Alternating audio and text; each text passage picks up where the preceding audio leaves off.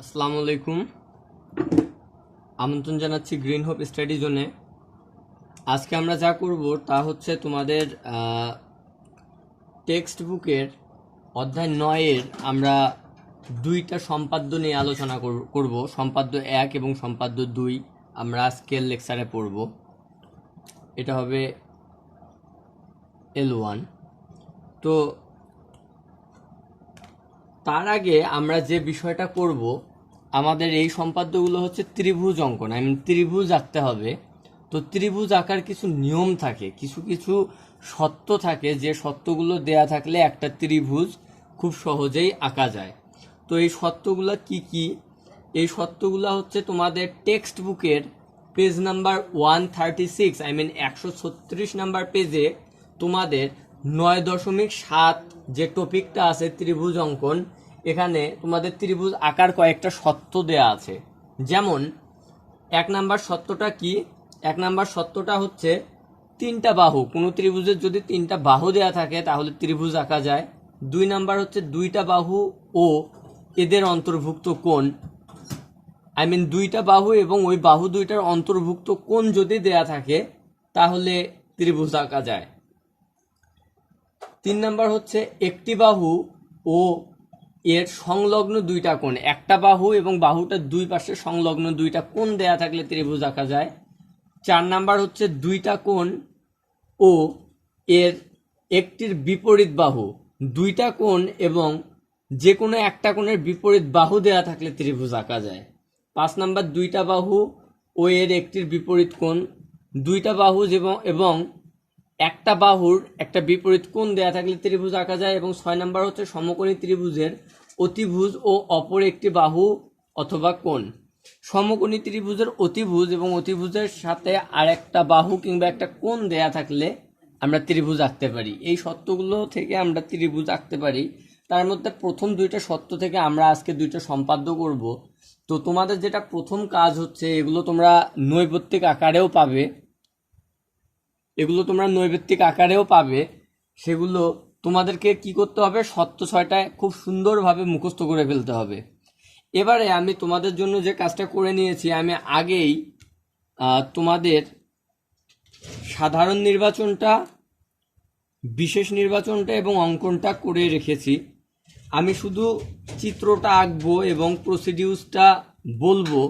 আমরা জানি সম্পাদ্য হচ্ছে আমরা কিভাবে একটা কাজ করলাম, এটাই হচ্ছে সম্পাদ্য। প্রসিডিউসটা আমাদের আলোচনা করতে হয়।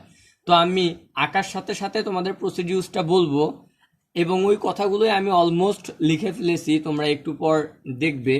কিন্তু আমাদের কি কি কাজ করতে হবে তা আমরা একটু দেখে নিই, খুব মনোযোগ সহকারে তোমরা ভিডিওগুলো দেখবে।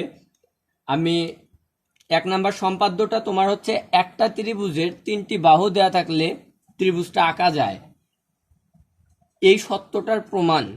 এটা থেকেই প্রথম সম্পাদ্য আমাদের কোন ত্রিভুজের 3টি বাহু দেয়া আছে, ত্রিভুজটি আঁকতে হবে। তো সবার আগে তোমার 3টা বাহু দেয়া আছে, আমি বিশেষ নির্বাচনটা লিখে নিয়েছি। মনে করি একটি ত্রিভুজের 3টি বাহু small letter A B O C দেয়া আছে, ত্রিভুজটি আঁকতে হবে। তো বাহু 3টি আমি খুব সুন্দরভাবে এঁকে ফেলি। কিভাবে?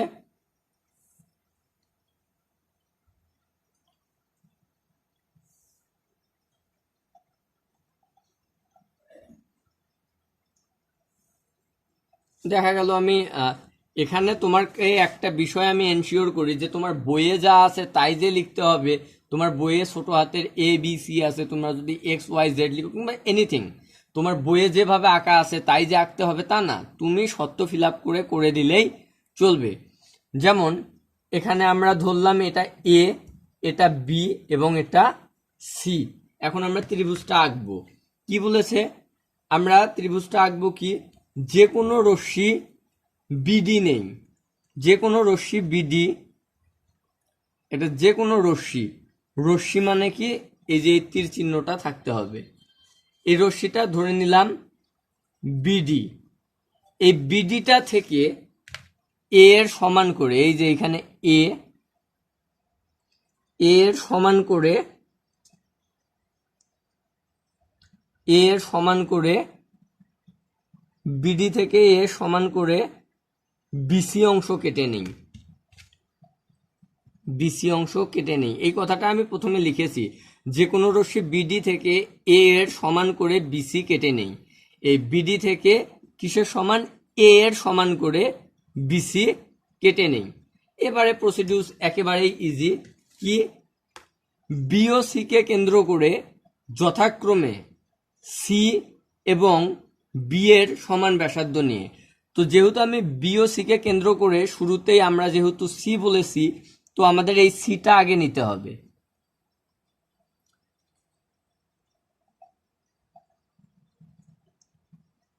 বি কে কেন্দ্র করে সি এর সমান ব্যাসার্ধ এবং সি কে কেন্দ্র করে বি এর সমান ব্যাসার্ধ নেই। বি এর সমান ব্যাসার্ধ নিয়ে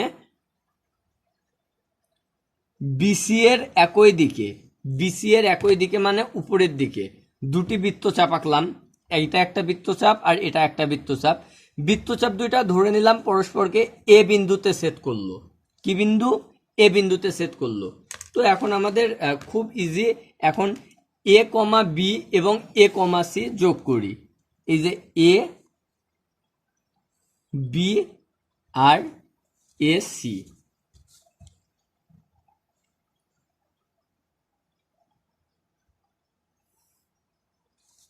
কি করলাম, এ কমা বি এবং এ কমা সি যোগ করলাম। তো কি, এইটা ছিল সি এর সমান আর এইটা ছিল বি এর সমান। এই যে আমাদের ত্রিভুজটা অঙ্কিত হয়ে গেল। তাহলে এই যে আমরা ত্রিভুজটা পেলাম কোথায়, এই যে এ বি আর সি, এই যে ত্রিভুজটা পেলাম, এটাই আমাদের নির্ণেয় ত্রিভুজ অঙ্কিত হলো। এই কথাগুলো আমার এখানে লেখা আছে, আমি যে কথাগুলো এখন বলেছি এই কথাগুলো লেখা আছে। যে কোনো রশ্মি বিডি থেকে এ এর সমান করে বিসি কেটে নেই। এই যে বিডি থেকে এ এর সমান করে বিসি কেটে নেই। বি ও সি কে কেন্দ্র করে, এই বি এবং সি কে কেন্দ্র করে যথাক্রমে, এই যে তোমরা দেখো, যথাক্রমে সি ও বি এর সমান ব্যাসার্ধ নিয়ে বিসি এর একই পাশে দুটি বৃত্তচাপ আঁকি। এই যে বি এবং সি কে কেন্দ্র করে সি এবং বি এর সমান ব্যাসার্ধ নিয়ে, সি এর সমান ব্যাসার্ধ নিয়ে এটা, বি এর সমান ব্যাসার্ধ নিয়ে এটা, দুটা বৃত্তচাপ আঁকছি। বৃত্তচাপ দুইটা পরস্পরকে এ বিন্দুতে ছেদ করেছে। এই যে বৃত্তচাপ দ্বয় পরস্পরকে এ বিন্দুতে ছেদ করে। এবারে বলেছি কি, এ কমা বি এবং এ কমা সি যোগ করি। এই যে এ কমা বি এবং এ কমা সি যোগ করি, তাহলে এ বি এবং সি, এই যে ত্রিভুজটা অঙ্কিত হলো, এটাই নির্ণেয় ত্রিভুজ। এটাই আমাদের এখানে আছে। তো তোমরা দেখো, আমি তোমাদের জন্য এখানে অলমোস্ট করে রেখেছি এই কথাগুলো, এখানে আমি লিখে রেখেছি। এটা হচ্ছে আমাদের সম্পাদ্য 1 এবং এখান থেকে তোমাদের আমি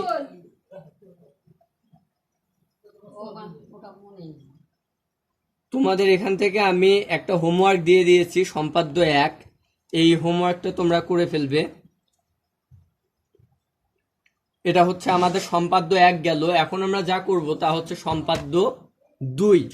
তো সম্পাদ্য 2টা আমাদের এখানে যে সত্য 2 ছিল, যে একটি ত্রিভুজের দুইটা বাহু এবং তাদের অন্তর্ভুক্ত কোণ দেয়া থাকলে আঁকা যায়, ওইটা থেকে আমরা সম্পাদ্য 2 করব।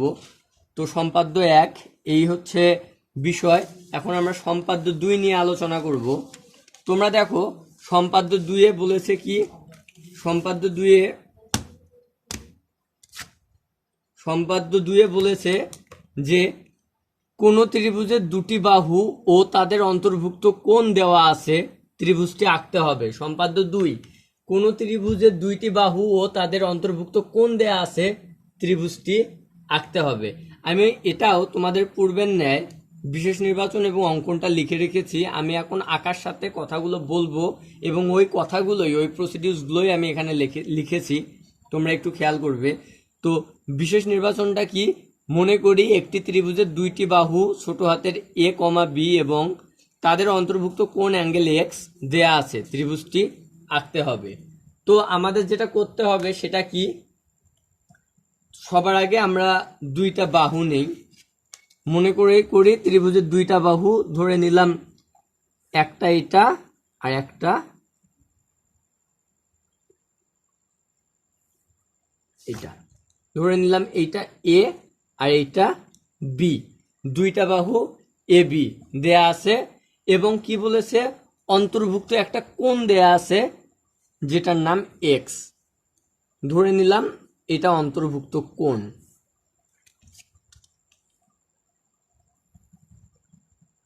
অন্তর্ভুক্ত কোণ যেটার নাম এক্স। তাহলে কি মনে করির কাজ শেষ, বিশেষ নির্বাচনের কাজ শেষ। কি মনে করি একটি ত্রিভুজের দুইটি বাহু এ বি এবং তাদের অন্তর্ভুক্ত কোণ অ্যাঙ্গেল এক্স দেয়া আছে, ত্রিভুজটি আঁকতে হবে। তো এখন আমরা আঁকবো, কিভাবে আঁকবো? ওই পূর্বের ন্যায় যে কোনো একটা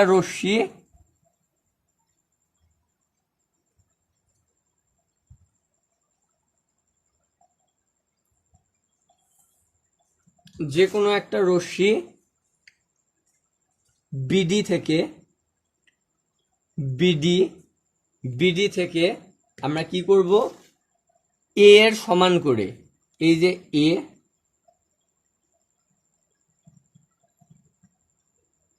এর সমান করে বিসি অংশ কেটে নেই। এটা হচ্ছে বিসি অংশ কেটে নেই। এবারে আমরা করব কি, বিসি রেখাংশের সি বিন্দুতে অ্যাঙ্গেল এক্স এর সমান করে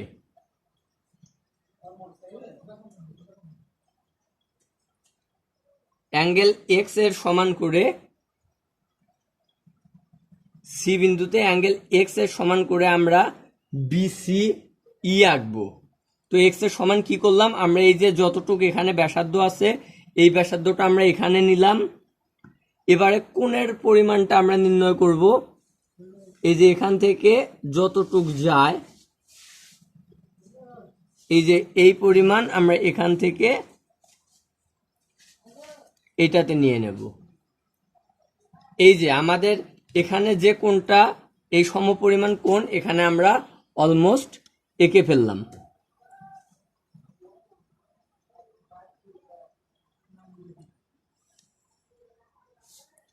আমরা কি লিখলাম, যে বিসি রেখাংশের সি বিন্দুতে অ্যাঙ্গেল এক্স এর সমান করে অ্যাঙ্গেল বি সি ই আঁকি। কি করলাম, অ্যাঙ্গেল বি সি ই আঁকলাম অ্যাঙ্গেল এক্স এর সমান করে।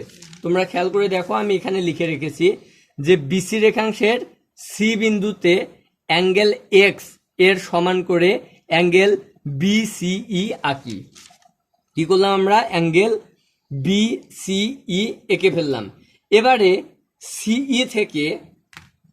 সিই রেখাংশটা থেকে এই যে বি,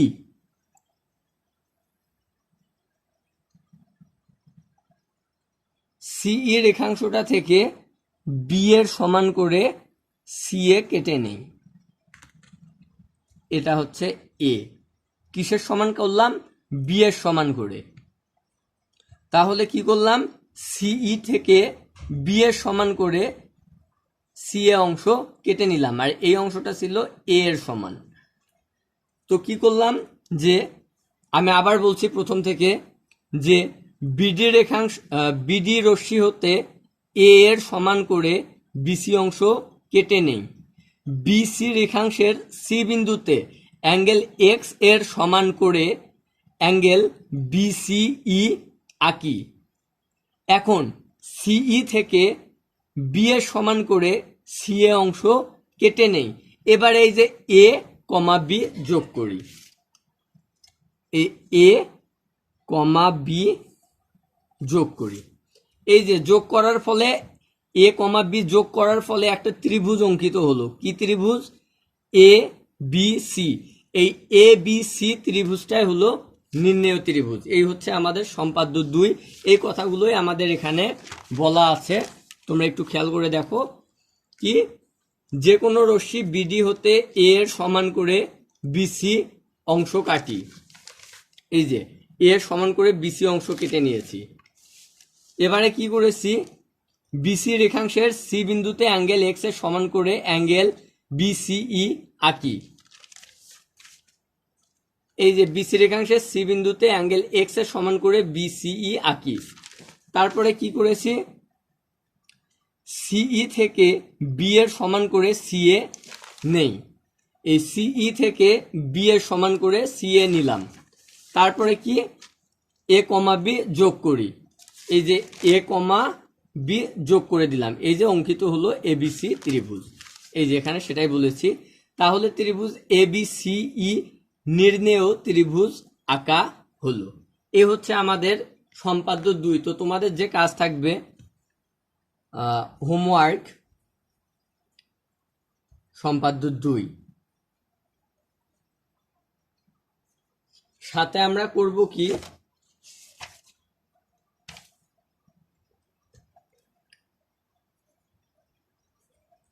পেজ 136 এর টপিক 9.7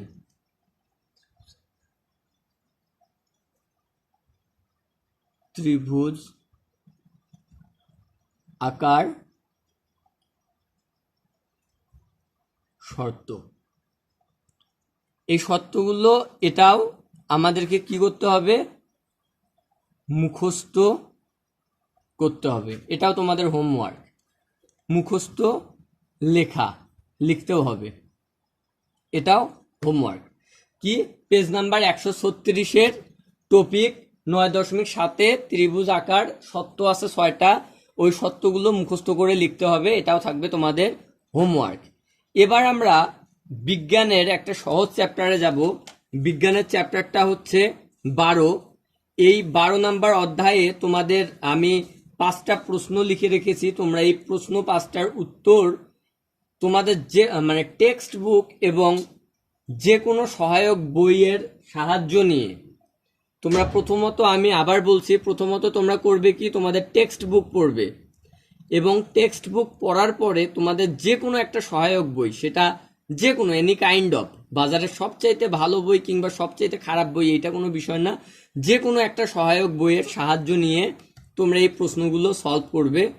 পাশাপাশি তোমরা ওই চ্যাপ্টারের নৈবেত্তিকগুলো পড়বে। আমরা পরবর্তী দিনে চেষ্টা করব 12 সাথে যদি 7 মিলিয়ে, অধ্যায় 7 মিলিয়ে সম্পাদ্য 3 তো করবই আমরা, তার সাথে বিজ্ঞানের অধ্যায় 7 এবং অধ্যায় 12 মিলিয়ে যদি একটা পরীক্ষা নেওয়া যায়। এজন্য তোমরা এই প্রশ্নগুলো একটু করে আমাকে হোমওয়ার্কগুলো পাঠাবে। 1 নাম্বার প্রশ্নটা কি, আহ্নিক গতি কি, দিন ও রাত কিভাবে হয় ব্যাখ্যা করো। 2 নাম্বার বার্ষিক গতি কি, ঋতু পরিবর্তন বর্ণনা করো। ঋতু পরিবর্তন কিভাবে হয় এটা বর্ণনা করতে হবে।